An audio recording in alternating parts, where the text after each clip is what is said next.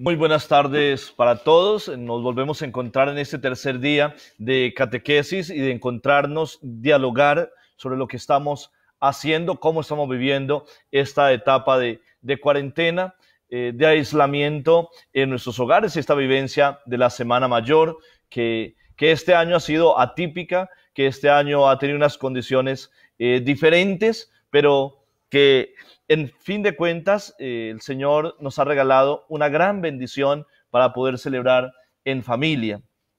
No sé cómo lo estamos celebrando, pero tal vez en esta catequesis vayamos a mirar también un poco de cómo vivir este triduo pascual, que es lo central de la fe en nuestra vida. Vamos conectándonos hasta ahora, tal vez poco a poco también ustedes puedan irse conectando, puedan ir llegando, puedan ir preguntando a través de la red social de Facebook.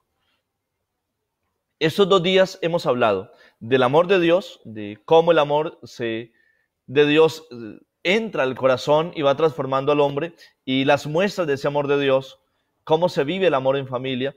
Luego ayer miramos qué era lo que nos separaba de Dios, de la familia, de los hermanos, y qué era lo que estaba dañando la relación, dañando la convivencia. Pues bien, como todo, ante una enfermedad hay una vacuna, ante una enfermedad hay una solución, hay un medicamento. Pues bien, hoy les hablamos de la solución que nos da el Señor a cada uno de nosotros en este tipo de enfermedad que es el pecado. Pero no solamente como el pecado de hago cosas malas, sino también ese pecado de no hago lo que debo. Muchas veces nos han hablado de ese pecado de omisión y la verdad casi nadie se confiesa de ello. Y en la casa hay muchos pecados de omisión. Y pues bien, hoy, como les decía, tenemos que mirar que ante esta situación difícil, donde se deteriora el hogar, porque más allá de una pandemia del coronavirus, está la pandemia de la indiferencia, la pandemia del desamor, la pandemia de los egoísmos, de la soledad, de la tristeza, que tiene que ser contrarrestada a través de un medicamento, de una cura, de una solución. Y resulta que el pecado que me separó de Dios necesita también algo que me una a Dios. Entonces vamos a ir allá en nuestra mente a dibujar dos montañas grandes separadas por un gran abismo. Un gran abismo que necesita colocar un puente.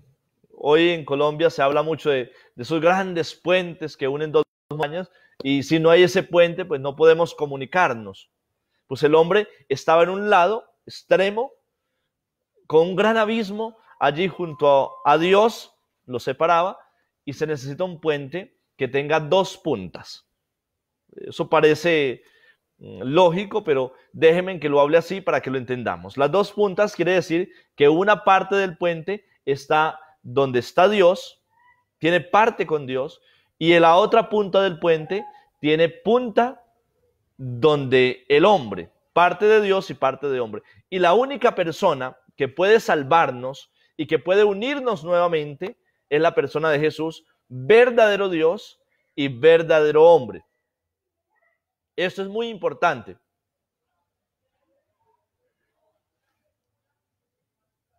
Es muy importante descubrir esto, porque tenemos que reconocer que Dios se ha encarnado y se ha hecho uno con nosotros porque nos quiere salvar. Solamente el Señor puede liberarnos, puede sanarnos y puede unirnos.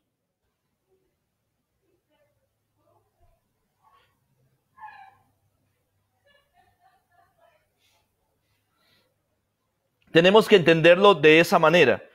Yo aquí estoy tratando de comunicarme por este lado.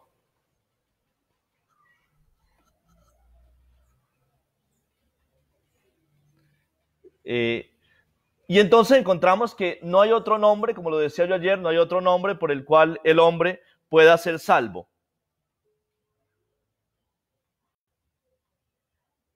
No hay otro nombre por el cual el hombre pueda ser salvo sino Jesucristo. Eso lo dice Hechos de los Apóstoles 4:12. Solamente Jesús. Entonces, ¿cómo vamos a cambiar la realidad del hogar? ¿Cómo vamos a cambiar la realidad de la iglesia? ¿Cómo vamos a cambiar la realidad de la sociedad? Si no es con Dios, no es posible. Me dicen que la señal se va. No sé si ya ha llegado la conexión. Todo se puede hacer de acuerdo a Cristo. Si Cristo habita en el corazón, ese Dios que se hizo hombre para unir al hombre con Dios, ese Dios me hace cada vez más humano. Me hace cada vez más humano. Por eso no se entiende aquella persona que dice conocer a Jesús, que va al templo y se separa de los otros. Hay gente que va a la iglesia y sale pensando que todos tienen coronavirus. Eso no lo digo por la pandemia ahorita, sino siempre lo ha asistido.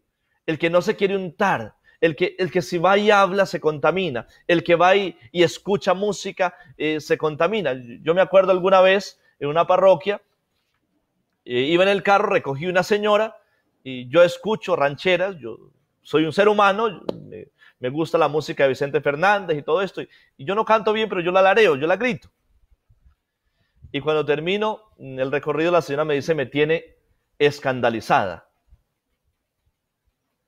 Esa gente que cree que acercándose a Dios se tiene que alejar del ser humano, se ha deshumanizado. Y se ha deshumanizado, sencillamente no es a Dios a quien está siguiendo. Encontrarme con el Señor me ayuda a mí a humanizarme, a ser tan humano que yo pueda comprender al otro, que pueda acercarme al otro, compartir con el otro y evangelizar al otro. O sea, ¿cómo evangeliza uno, hombre, si no se acerca? Entonces, el aceptar a Cristo me acerca a la otra persona. Si hoy alguno de ustedes dice, yo soy el más religioso porque voy a misa, porque soy cercano a la iglesia, soy amigo del sacerdote o amiga del sacerdote, pero no quiero compartir con mi familia y no quiero jugar y no quiero charlar y no quiero divertirme con ellos en ese tiempo, realmente tú no eres tan espiritual como crees. Porque la persona más espiritual es la persona que más fácil se adapta a las situaciones, más fácil comparte, más fácil dialoga, más fácil encuentra soluciones. Es la persona que menos pelea. Entonces, yo creo que lo que me acerca a mí es Dios. Lo que me permite a mí amar al otro, a pesar de que sea tan diferente, es Jesús. El que me permite soportar a mi esposo, a mi esposa, a mis hijos, a ese adolescente que tiene tanta dificultad, es Dios. Es Dios el que está ahí. El que llega a mi corazón.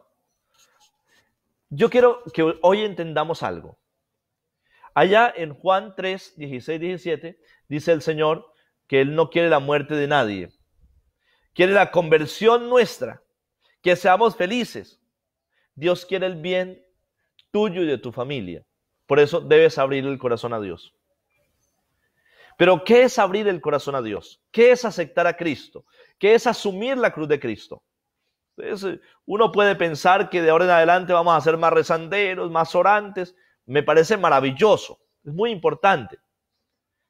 Pero lo que estoy repitiendo, mis hermanos, es lo que Dios quiere es que seas más cristiano, y ser más cristiano es ser más humano, más cercano a los tuyos, más cercano a tu familia, compartas más. Eso es conversión.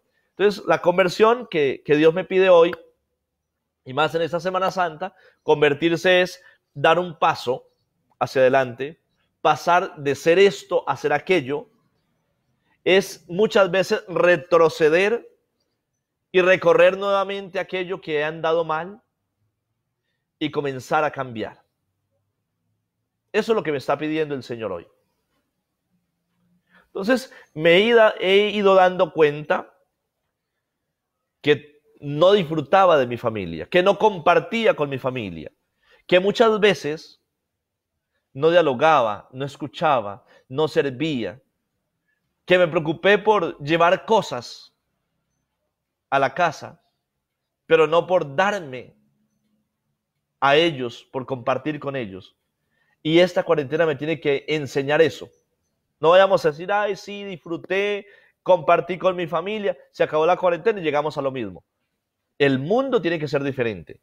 La familia tiene que ser diferente. La iglesia tiene que ser diferente. Aquí hay un reto grandísimo. Encontrarme con Jesucristo en esta cuarentena es sencillamente haberme encontrado con aquel que transforma mi vida, mi forma de pensar, de ver, de actuar, de vivir en familia. Es eso lo que me está pasando. Dios me está pidiendo hoy poderme encontrar con Él y dejar que Él transforme totalmente, que Él me moldee. Entonces, si Cristo murió en la cruz por ti y por mí, hoy debes aceptarlo en tu corazón. Y por eso la palabra dice, profesas a Dios con tus labios y lo asientes con tu corazón, serás salvo tú y tu familia. Porque hoy Jesús puede entrar a tu casa a través tuyo. Cree en Dios, aceptas a Dios, a Cristo su Hijo, en tu corazón, asume el Evangelio en tu vida y será bendecida tu vida y a través tuyo tu familia. Porque se enciende una gran luz que ilumina toda la realidad. Porque tú comienzas a ser diferente. Porque tal vez tú eres la persona que más peleabas. Y si hoy tienes a Cristo en tu corazón, ya no lo vas a hacer de esa manera. Ya no lo vas a vivir de esa manera. Pues bien, mis hermanos, continuamos. Entonces, que quede claro algo. Solo en Jesús puedes tener hoy una nueva vida. Mire, cuántas soluciones hemos buscado. Cuántas veces católicos de misa iban y buscaban soluciones en brujos, en medium, en esos tales hermanitos de José Gregorio Hernández. Cuidado con aquellos que hacían riegos, aquellos que en diciembre se pegaban de tantas cosas para hacer para la buena suerte. Cuidado. Hoy el Señor está diciendo, todo eso es vano, todo eso es enfermizo, todo eso te ha traído problemas a tu vida. Hoy puedes asumir a Cristo en tu corazón y renunciar a todo esto. Renunciar a baños, a riegos, incluso aquellos que vienen con grandes cantidades de agua para hacerse en baños, pasar por 7 iglesias y no sé qué cosas. Cuidado, hoy estás llamado a renunciar a todo aquello que hacías pensando que estaba bien y que está mal. Hoy la única solución es Jesucristo. La única vacuna contra esta pandemia de indiferencia, esta pandemia de oportunismo, de inseguridad, esta pandemia de corrupción, esta pandemia de mentira, esta pandemia de insultos, de agresividad, de soledad, de tristeza, de egoísmo, está Jesús. Esa es la cura. Porque es que nos estamos asustando por un virus que, claro, es letal, es peligroso. Pero hay unas pandemias tan terribles que no nos asustan. La indiferencia, la soledad, la falta de diálogo. ¿Por qué se suicida tanto la gente? Por todo esto. Los egoísmos. Mira, hay tanta gente oportunista. Y por eso yo voy cambiando de tema mientras, no sé si es que no se pueden conectar.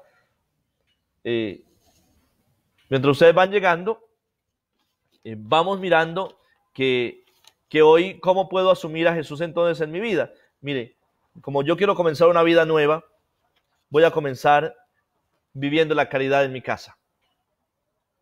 La caridad es fruto y es muestra testimonial de que te has encontrado con Cristo. Cambia la forma de ser en tu casa. Cambia ese mal genio, esa gritadera. Cámbiala por buenas palabras, por buenos gestos. Vivir la caridad compartiendo con los de tu casa.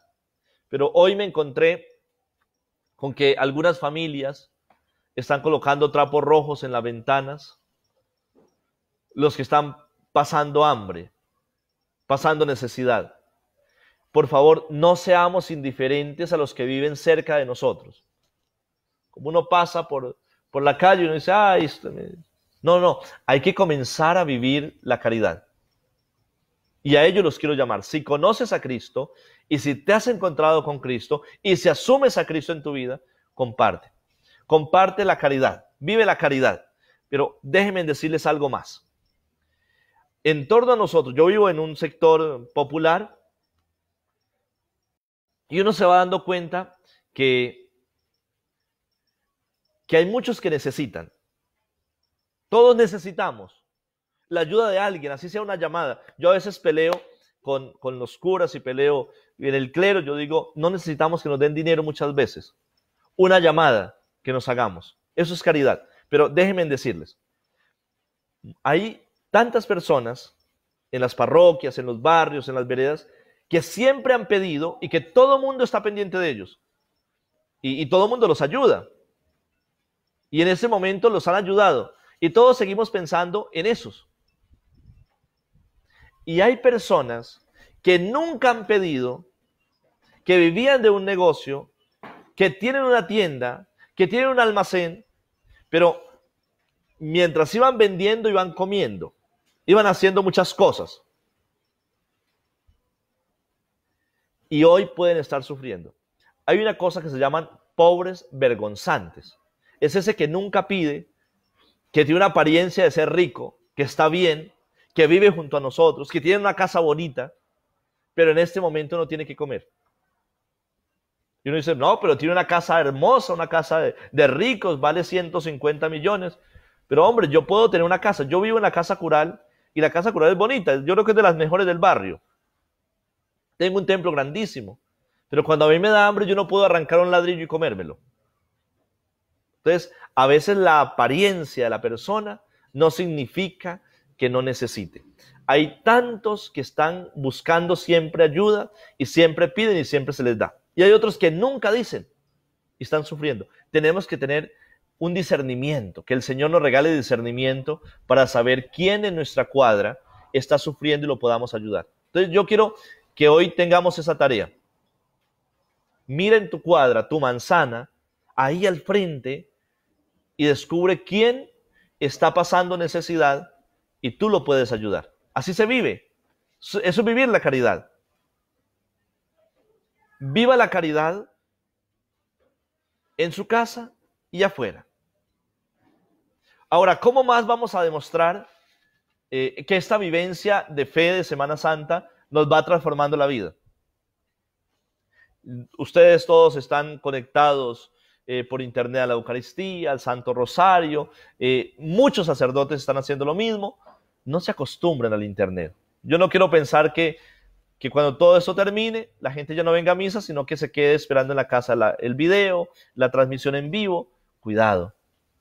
Eso tenemos que, de hecho, yo creo que los sacerdotes vamos a mantener unos espacios de encuentro con ustedes. Yo pienso, por ejemplo, la Eucaristía Dominical, pienso en este tipo de catequesis.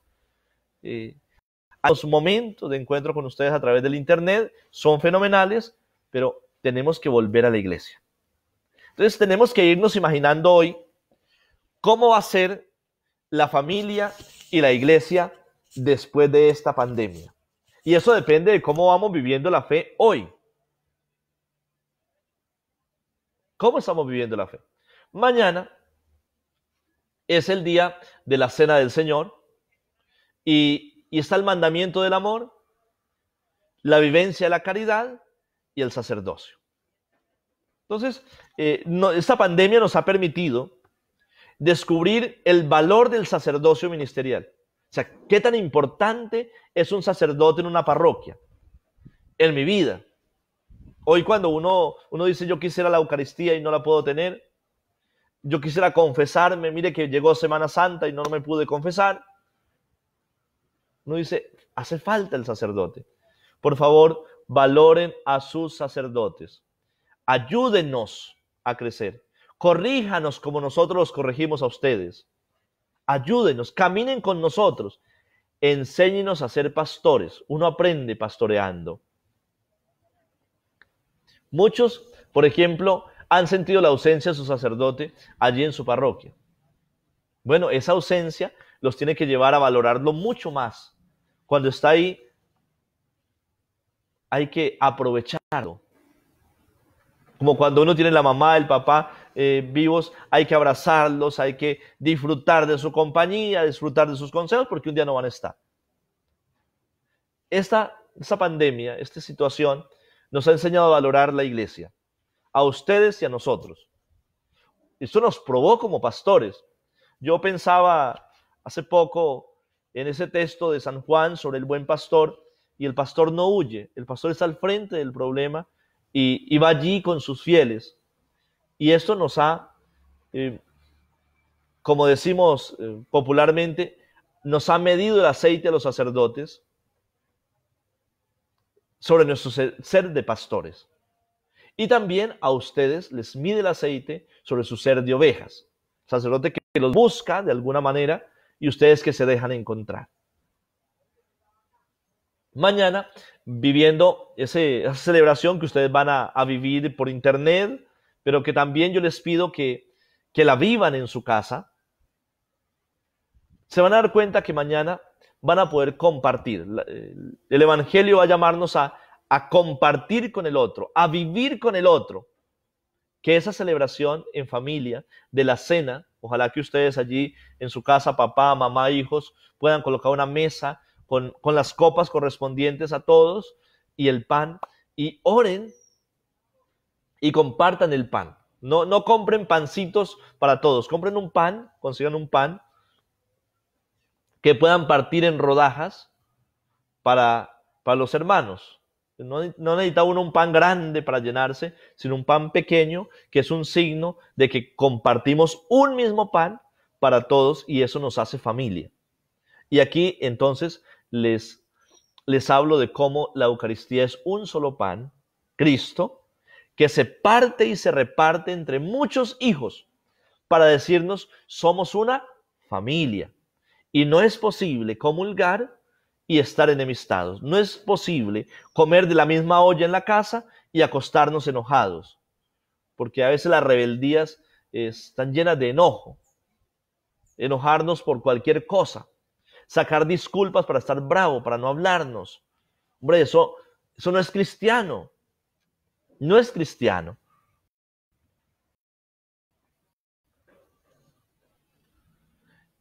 Yo aquí voy a comenzar a mirar también lo que me están diciendo. A partir de este momento debemos cambiar. Sí, señora, Alba González, María Alejandra. Siempre habrá alguien en situaciones más precarias que las nuestras, María Alejandra, claro, desde luego. Hemos dicho que nadie es tan pobre que no tenga nada que dar, ni nadie tan rico que no pueda recibir algo. Es compartir. Ahora, miren, ya que Mayra dice esto, yo les digo, si alguien llega a tu puerta y te ofrece algo, recíbelo aunque no lo necesites. Recíbelo y compártelo con otro. Cuando estamos en diciembre y uno lleva a veces ropa o un regalo a los niños y uno le entrega el regalo, hay muchas mamás, madres que no catequizan y que se llenan de avaricia y de egoísmo y de envidia, y entonces vaya que lo cambien y dele que le den otro. Al niño no hay que enseñarle que cambie el regalo, que cambie la camiseta. Es que esa talla 12 y le dieron 16, le queda grande, o al contrario. Al niño hay que decirle, mira, dale gracias a Dios por lo que te han dado, recíbelo con cariño y vamos a buscar un niño al que le sirva la camiseta. ¿No te gustó el regalo? Da gracias.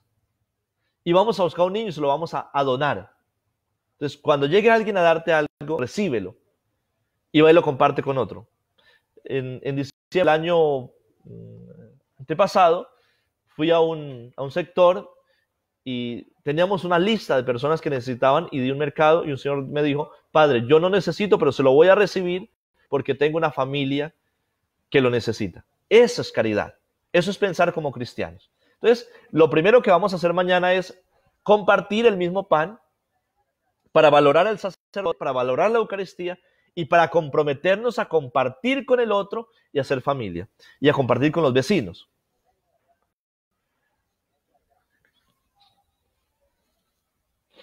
Yamile me dice que por estos días se escucha que la iglesia no es caritativa, que la plata la tiene el Vaticano, que la iglesia tiene plata resguardada para sacerdotes y tantas cosas que hacen ver al católico en la iglesia como indiferentes y llenos de riquezas. Mire, Yamile, eso lo piensa mucha gente. Yo me acuerdo, yo tuve la posibilidad de ir al Vaticano y estaba precisamente dándome un paseo por un museo pequeño. Estaba con el obispo de acá, el que tenemos ahora, dándonos un paseo por un museo pequeño dentro del Vaticano. Y había un señor diciéndole al hijo, porque allí encontrábamos vasos sagrados, custodias, mire todo el oro, toda la riqueza que hay aquí, tantos pobres. Y decíamos, es una persona que no sabe de cultura. En el Vaticano hay muchas cosas de gran valor cultural. Además, todo lo que brilla no es oro. Yo todos los días celebro con un cáliz amarillo y la gente puede decir, es oro. No, no es oro. El cáliz que yo utilizo no valió 1.000.000 de pesos. Y ahora que después de 13 años que lo estoy usando, vale mucho menos, casi ni vale. Pero para mí vale muchísimo, porque es el cáliz donde va la sangre de Cristo y además es el significado de que es el cáliz de mi ordenación. Entonces, hay muchas cosas que cuestan. Ahora, si nos ponemos a mirar, la iglesia es la que más ha hecho. Yo les cuento, yo incluso quería hacer una colecta para mercados de pobres y debido a la inseguridad no lo pienso hacer porque la gente piensa en eso. El padre tiene plata, el padre tiene mercados y lo podemos invadir. Y los que están más cerca de mí se dan cuenta que, o de los sacerdotes se dan cuenta que el sacerdote vive de la ofrenda dominical. En estos días no ha venido gente. Vivimos de lo que nos ayuda a la gente. No tenemos gente en nuestros templos. Yo en mi parroquia no tengo dinero, no tengo mercados, porque todo lo da la gente, es el mismo pueblo. Es que la iglesia son ustedes, que van dando y nosotros vamos repartiendo. Así vivimos. Yo me he sostenido, gracias a Dios, y no he pasado necesidad, gracias a algunas personas de la parroquia y muchos de las redes sociales que me apoyan. Entonces, decir esto es una ignorancia. Quien no conoce al sacerdote, quien no ha estado cerca del sacerdote, puede decir eso. Pero no, miren, no es así. Créanme que yo conozco el Vaticano, conozco muchas cosas y les digo, no. Que hay sacerdotes que tienen dinero, no sé. Tal vez sí, tal vez no. Que hay unos que abusan, tal vez sí, tal vez no. Yo estoy hablando por mi vivencia, como iglesia, como sacerdote. Yo espero, Yamile, que esto que usted ha preguntado, que yo sé que no es su postura, aclare también a muchos que dicen esto y puedan también ustedes defender.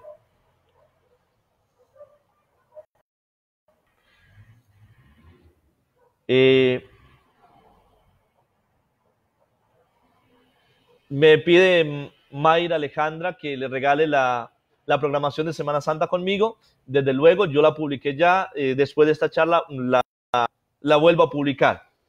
De hecho, les digo que mañana a las 3 de la tarde celebro la Cena del Señor y la transmito en vivo.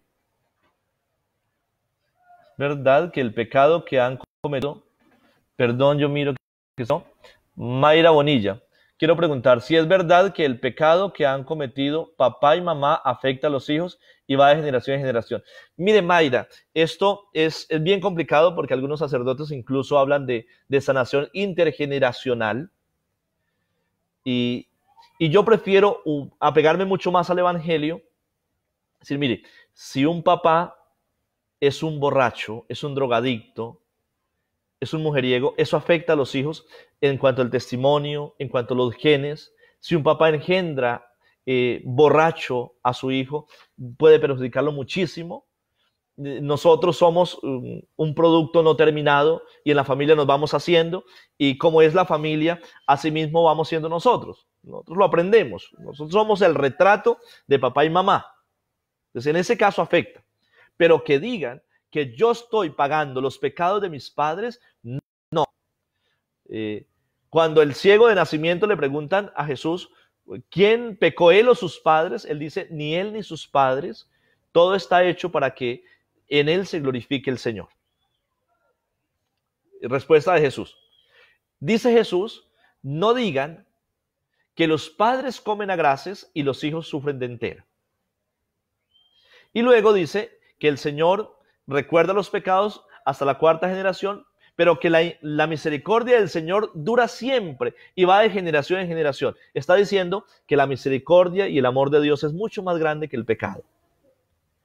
Si yo a veces tengo tanto peso de culpa y me entristezco por mi pecado, ¿usted se imagina que tuviera los pecados de mi papá, de mis abuelos, de mis tatarabuelos? Hombre, no. Si usted quiere una opinión incluso muy personal, yo no creo.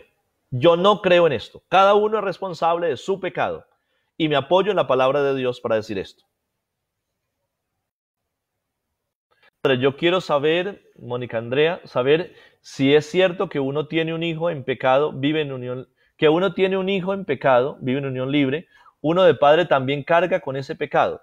A ver, mire, aquí no se trata de descalificar a una persona o a otra.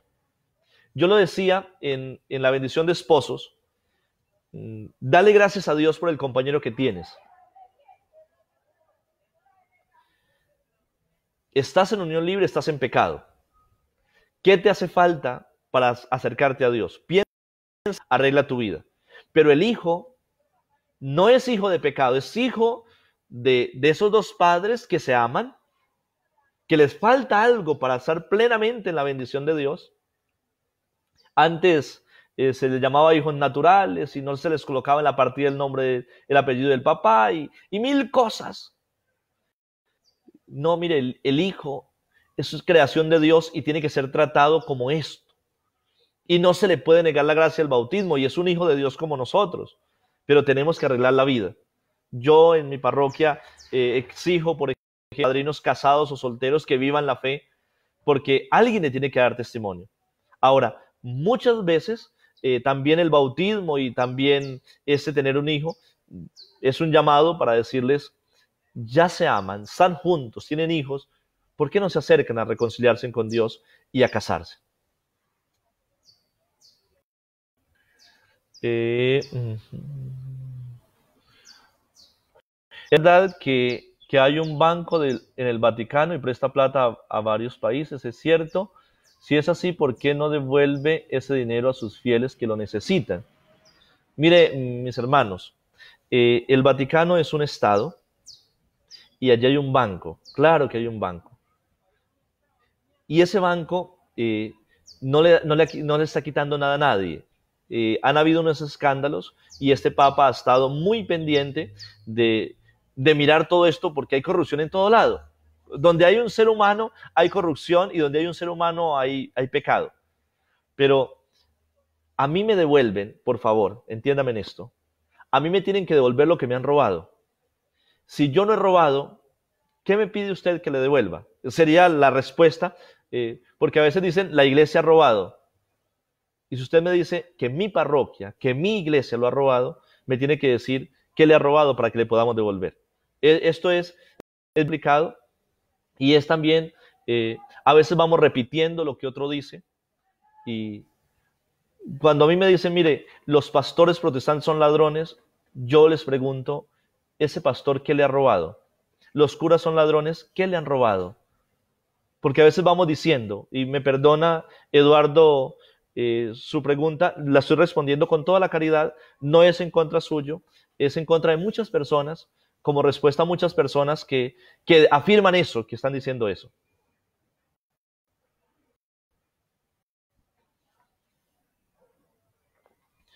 Sería más bien como las ataduras hasta la cuarta generación. Para romper esa atadura se hace únicamente con oración. Irma Quesada, desde luego que yo puedo romper con unas afecciones, con unas afectaciones, y le pido a Dios que me libre de esa historia personal, familiar que tengo, y lo hago a través de la oración, de la confesión. Mire, mucha gente está pensando en que tengo que ir donde este padrecito que me imponga las manos, me haga caer, me haga un exorcismo. El mayor exorcismo que se puede hacer es una buena confesión.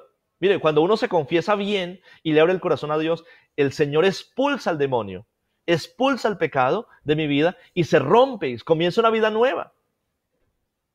Y si yo no creo en eso, hombre, ¿en qué voy a creer? Pero aquí se nos han pegado tantas cosas que no vale la pena. Tenemos que dejarnos guiar por la iglesia y por la iglesia magisterial. Y el mayor exorcismo, el más pleno y el más, por así decirlo, eficaz, es el sacramento de la confesión y la vivencia de la Eucaristía. Es que es romper con todo.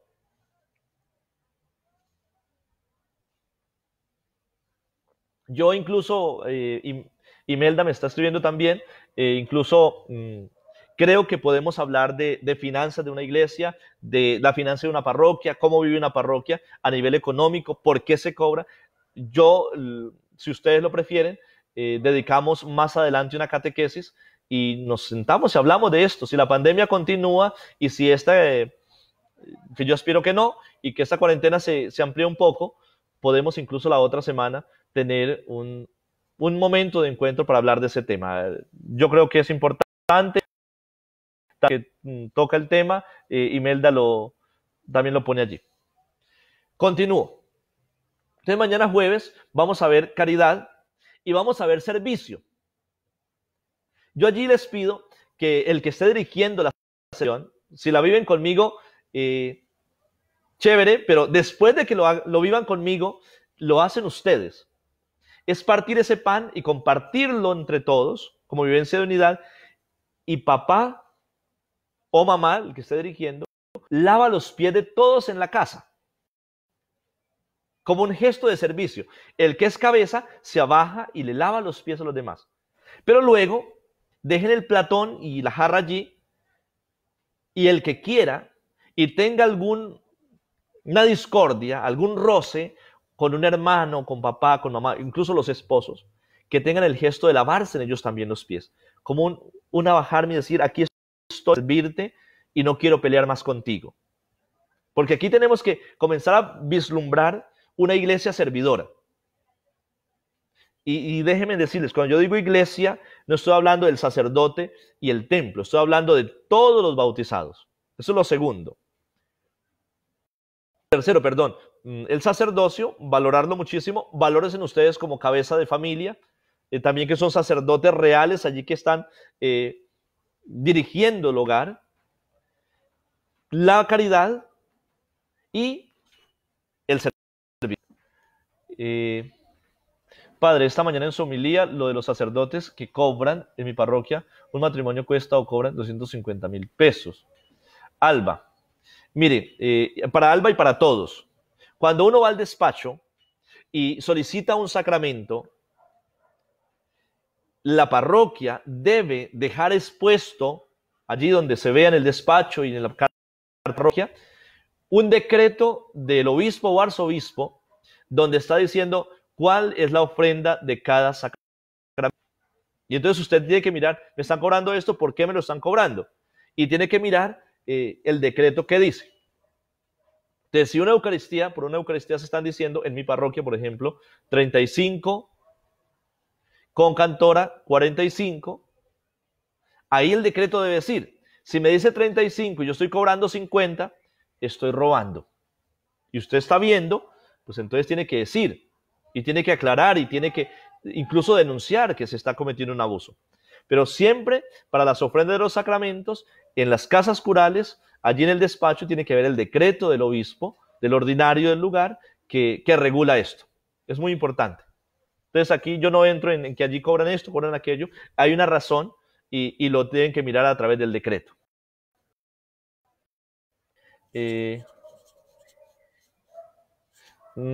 Yamile me dice que la Eucaristía le llaman misa de sanación, liberación, de exorcismo, misa de imposición o de niños. Todo eso está mal. La misa es misa. Y cuando a mí me ordenaron, me hicieron sacerdote, era para que celebrara la Eucaristía. En mi ordenación el obispo no me dijo, usted va a ser ordenado para que celebre los jueves misas de sanación. No, nada de eso. La Eucaristía es la misma. Y hay un misal que lo regula la iglesia y yo por obediencia debo celebrar de esa manera. Todas las arandelas que le ponemos a la Eucaristía a veces se nos convierte en un negocio. Cuando yo digo esta misa de sanación, este padre sanador, aquel es exorcista, estoy desfigurando la Eucaristía. Y entonces la misa del padre tal es mucho mejor. Y la misa de aquel ya no vale casi nada. Incluso hay grupos apostólicos que celebran la Eucaristía de una manera mucho con otro estilo. Esa Eucaristía es la misma que celebra el sacerdote en la parroquia. Toda la Eucaristía es lo mismo y no deben de colocarle arandelas. Eucaristía con imposición de manos, con unciones, esos son arandelas y muchas veces se hace por negocio. Me perdonan que sea tan directo, pero hay muchos que están abusando de la Eucaristía y que la están convirtiendo en un negocio. Y por eso templos abiertos y majestuosidad de cosas y manejo de dinero mal. Yo creo que tenemos que ser obedientes. No anden buscando lo que no se les ha perdido. En su parroquia, ahí está su párroco, vaya, celebre la misa, esté con él, viva la Eucaristía sencillamente. Liria María Parra, el tema lo están usando mucho para atacar. Si me está hablando del tema del dinero, lo hablamos también y qué bueno que se conecte ese día y respondemos preguntas. Lenny Jiménez, esto se está saliendo de contexto. El padre casi todos vive de ofrenda voluntaria, nada de obligatorio.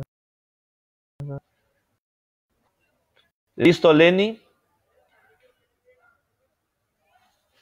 Irma, quisiera saber cómo hago para dar una pequeña ofrenda en la parroquia que usted dirige. Irma, nos ponemos de acuerdo después, me escriben a mi número, ya después hablamos de esto.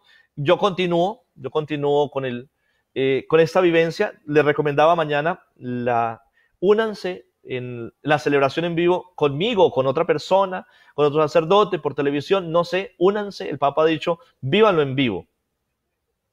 Y luego hagan lo que les digo, partir el pan, lavatorio de pies y que tengan un compartir también de esto.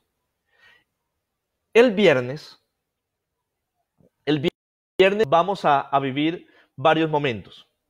Para la gente es muy importante el Via Crucis. Y como que yo voy al Via Crucis y como que ya salí de todo eso y viví lo mejor. Resulta que lo más importante no es el Via Crucis. El Via Crucis es un acto de piedad, igual que las 7 palabras, el descendimiento. Lo más importante es la celebración de la pasión de Cristo, la adoración de la cruz y la Sagrada Comunión donde se puede. En este momento es imposible. Entonces, el Via Crucis, hablo de ello.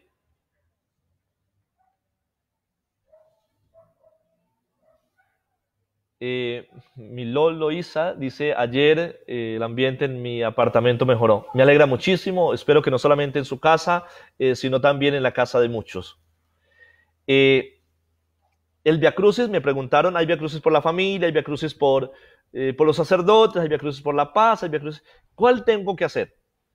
Haga aquel donde meditas la pasión de Cristo. No como un espectáculo, sino como una donación de Cristo para mí. Entonces, yo lo voy a hacer también, en este momento no recuerdo la hora, creo que es a las 9 de la mañana, lo voy a hacer en vivo, y vamos a ir meditando sencillo, una meditación sencilla de cada estación, como un acto de piedad. Luego, a las 3 de la tarde, celebraré la pasión del Señor, meditación de la palabra, adoración de la cruz. En ese momento, tenga cada uno una cruz, allí al centro del encuentro familiar, para que veneren, adoren la cruz.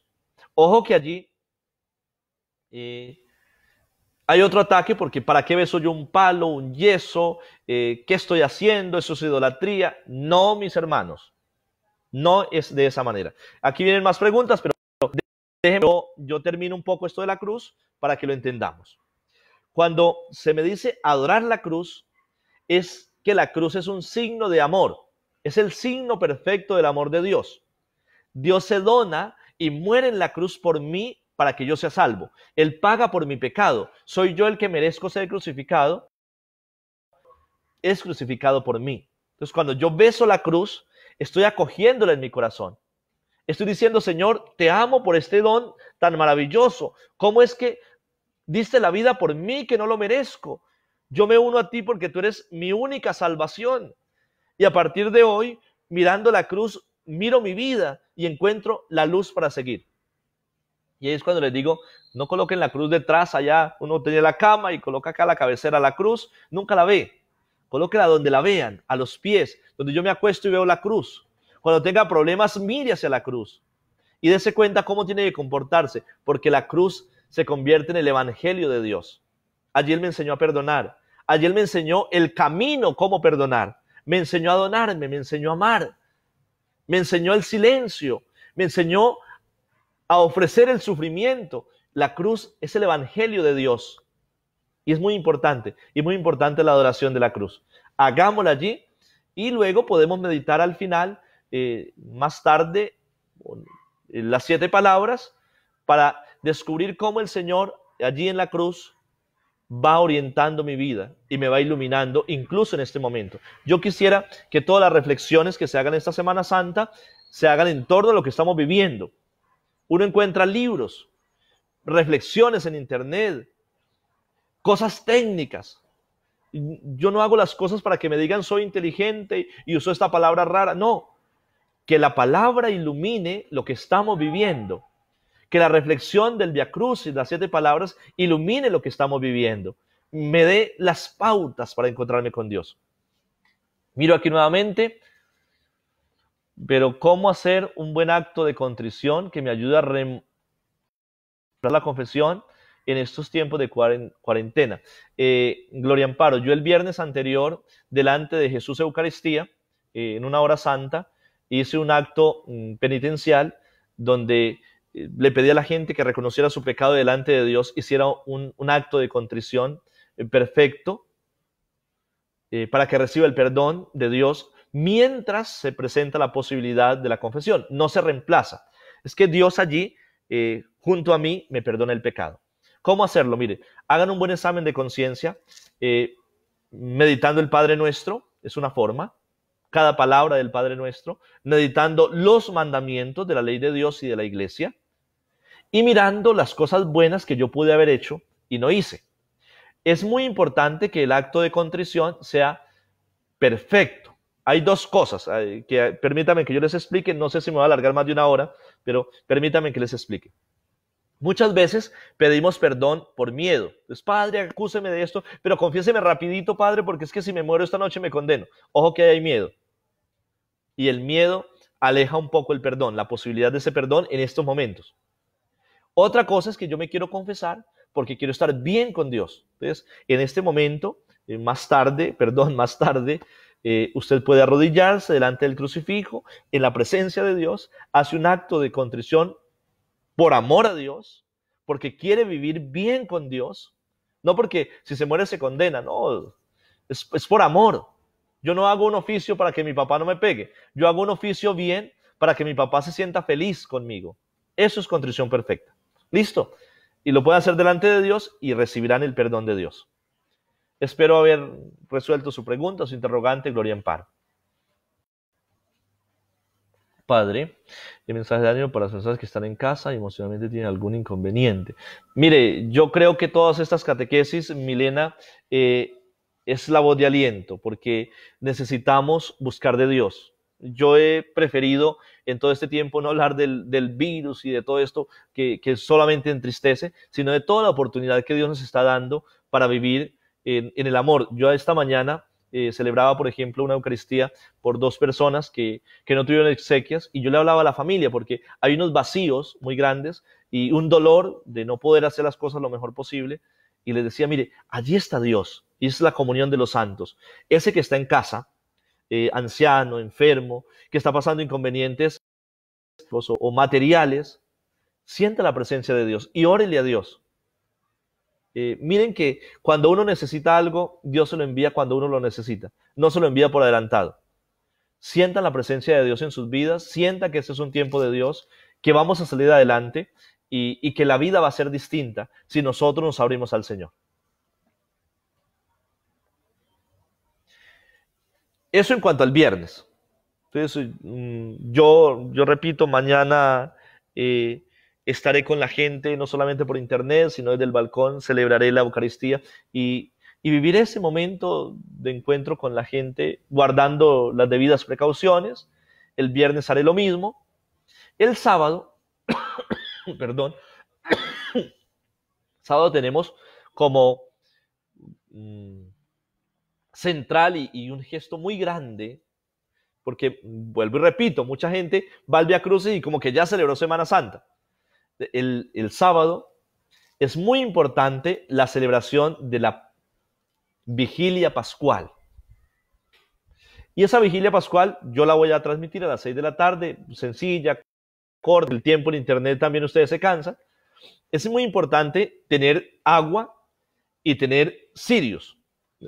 Padre, ¿y cómo hacemos para comprar cirios? Mire, si a mí me preguntan, un cirio vale 20, 30 mil pesos, ¿qué es más importante? ¿Comprar un cirio, comprar media roba de arroz? Yo digo,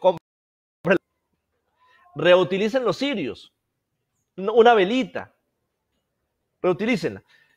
Vamos a bendecir el fuego, vamos a bendecir el agua. Yo creo que la bendición de Dios, aquí me perdonan los más liturgos y los que más saben de esto, yo no, pero yo creo que el Señor traspasa las redes. Eran que esos ramos benditos del domingo, cuando bendecíamos, quedaron benditos, que esa agua va a quedar bendecida, que ese fuego va a quedar bendecido.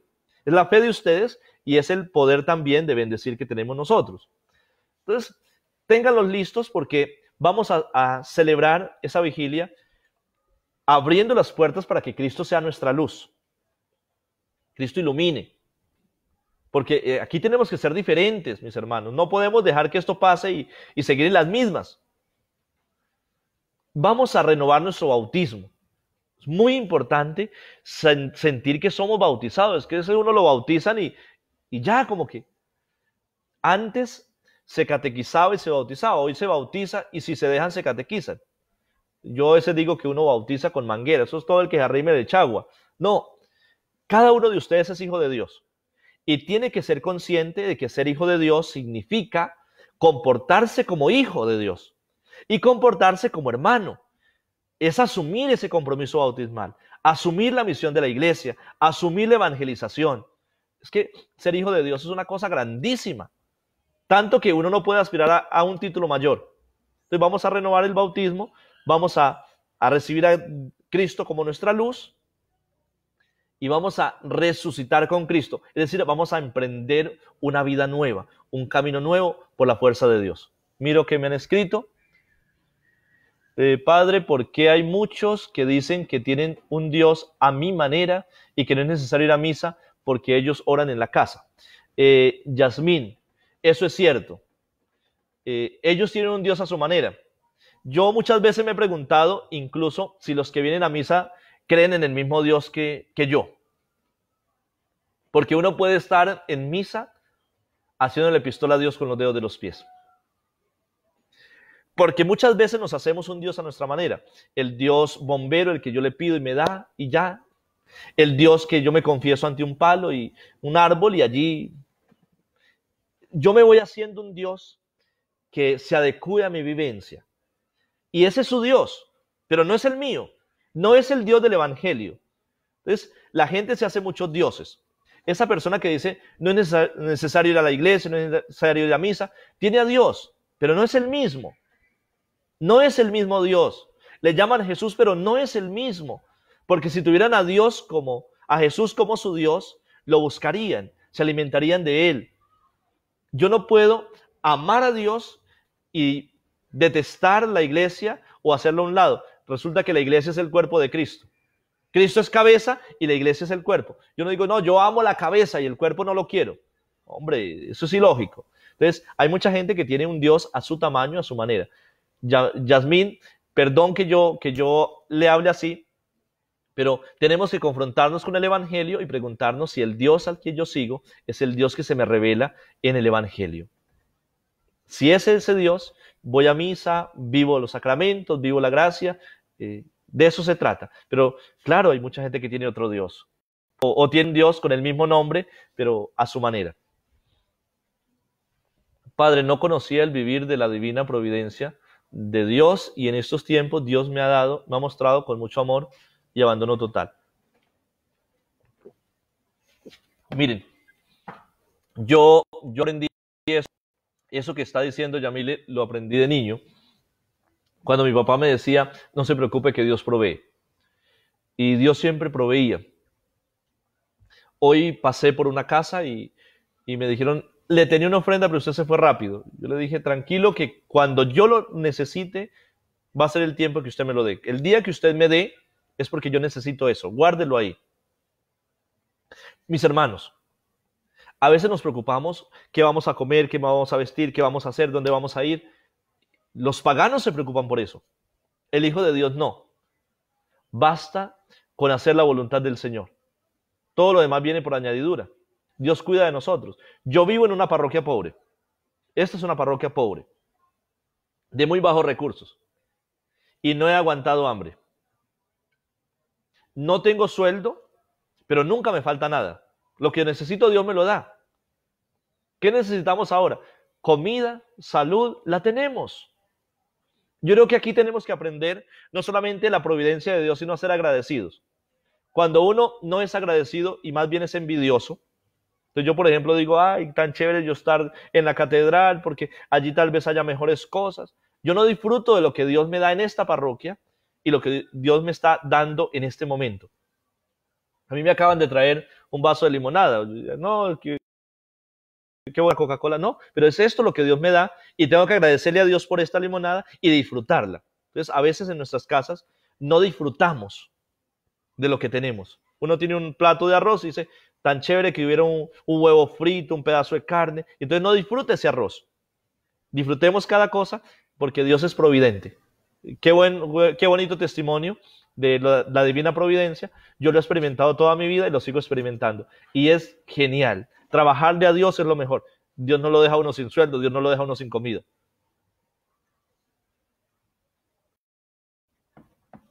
Entonces, el sábado les invito para que estén pendientes y con la celebración tengan también su cirio, tengan también su agua, renueven su bautismo.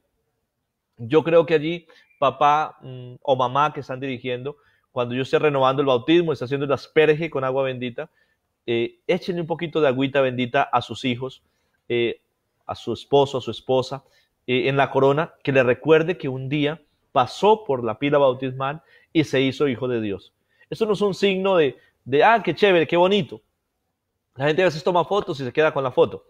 Es decir, hombre, no me había dado cuenta de esto y lo tengo que asumir. Asuman cada signo con toda la seriedad del caso. Vívanlo, tienen que hacerlo. No sé cuándo lo puedan volver a hacer. Aquí Luis Fernando. Dios, permitió los laicos. Llevo más de 4 años escuchándolo. Gracias, Luis Fernando. Dios, son de mi hogar, el sacramento del matrimonio, siempre viviré agradecido. Gracias, Luis Fernando. Miren, ustedes agradecen la civilización que ya lleva más de 5 años y yo agradezco por ustedes. Yo cuando estuve estudiando, ustedes me mantuvieron vivo pastoralmente porque yo preparaba y catequizaba y evangelizaba a través de la red. Desde allí, en la soledad, yo estaba en Roma estudiando y no tenía pueblo. Y yo celebraba con ustedes y para ustedes. Y ustedes me mantuvieron vivo. Muchos de ustedes sin conocer me saludaban y yo estoy eternamente agradecido con ustedes. Y créanme que hoy el sostenimiento de la parroquia lo han hecho personas que reciben los audios, que reciben los videos, que reciben las catequesis. Muchas de las donaciones que han mandado a hacer Eucaristías son ustedes. Por eso, gracias. Gracias por estar ahí. No son ustedes los que tienen que agradecerme a mí, sino soy yo a ustedes que me han permitido evangelizar, que me han permitido desempeñar mi ministerio sacerdotal con ustedes a través de las redes y con la distancia. Muchos no me conocen, yo no los conozco. Es muy gratificante cuando voy por la calle y la gente me saluda por el nombre o me preguntan, ustedes, y pues la gente se desanima porque muchas veces creen que es un sacerdote más viejo, más santo y encuentran esto. Pero gracias, es a ustedes les doy las gracias.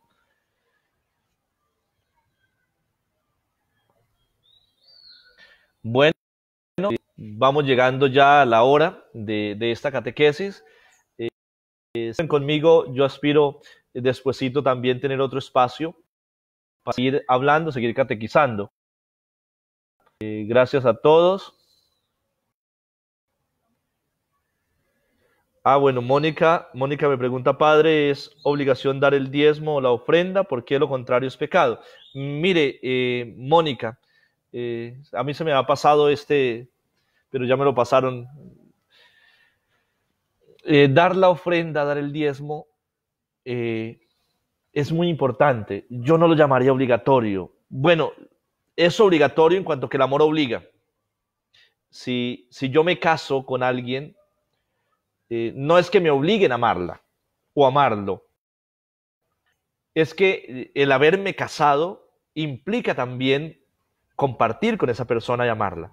Listo, yo soy de la iglesia y bíblicamente está el diezmo, está la ofrenda, y hay que darla porque a Dios se le da lo que le corresponde. Eso está en la Biblia, y además, mira, cuando tú tienes un negocio, le pides a Dios que el negocio te vaya bien, y las ganancias son grandes.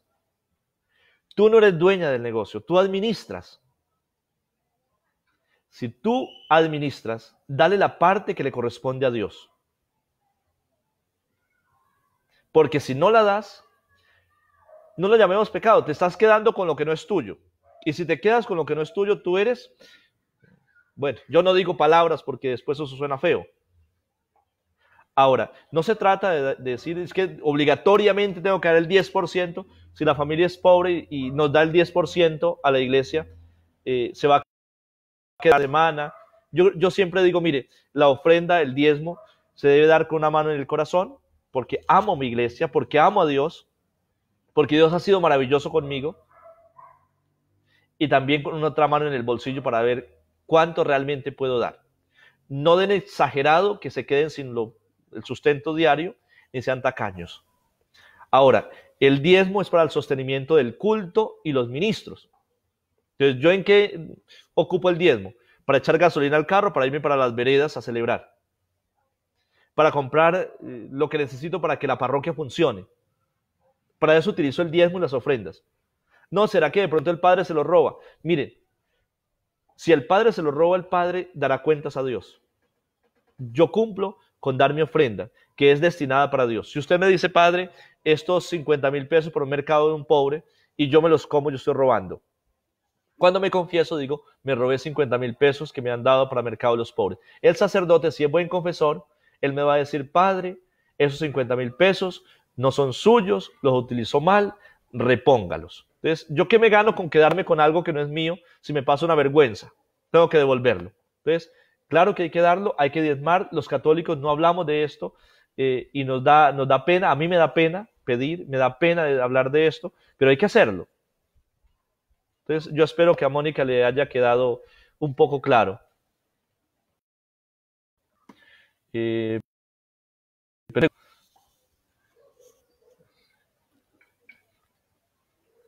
Ludivia pregunta, padre, si una pareja son primos hermanos, ¿es pecado? Es pecado la convivencia. Mire, los primos hermanos tienen un cuarto grado de consanguinidad y el derecho les permite casarse con permiso del ordinario del lugar, del obispo que va a estudiar el caso, y si él lo ve viable, se pueden casar. Él da el permiso, se pueden casar. Si él da la dispensa. Pero, si me pregunta a mí personalmente, yo creo que hay tantas mujeres en el mundo que para ir a coger una prima, hermana, yo soy campesino, de familias tal vez retrógradas, como dicen, me enseñaron que un primo hermano es casi un hermano, hay que respetarlo y que a la familia se respeta. A mí me lo enseñaron así. Entonces, si me pregunta como persona al padre Aldemar, yo le digo, no es bueno, no es viable. ¿Que se puede dar? Sí. De acuerdo a unas condiciones, el obispo da una dispensa, pero bueno, mi consejo es que busque novio, busque novia por fuera de la familia. Sí. Sigo mirando aquí. Eh, Eduardo me dice, estuvo en San Joaquín, lo conozco, lo admiro. Gracias, Eduardo. Educardo. Sigo mirando aquí lo último que hay.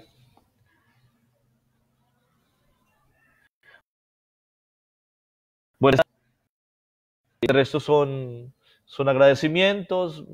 Gracias a ustedes por esto de catequesis, de compartir que hemos tenido. Si les parece, me escriben y lo podemos seguir teniendo en algunos momentos. Espero que este tríodo pascual sea de santidad, de encontrarnos con Dios, encontrarnos con Dios también a través del hermano, de la familia. Eh, no se aíslen, vivan la fe en familia, eso les va a permitir muchísimo. Y pues que el domingo podamos decir aleluya, Cristo ha resucitado, porque lo siento en mi vida, lo siento en mi corazón y lo voy a seguir viviendo. Mis hermanos, gracias, mil gracias por estar ahí. Bendiciones para todos.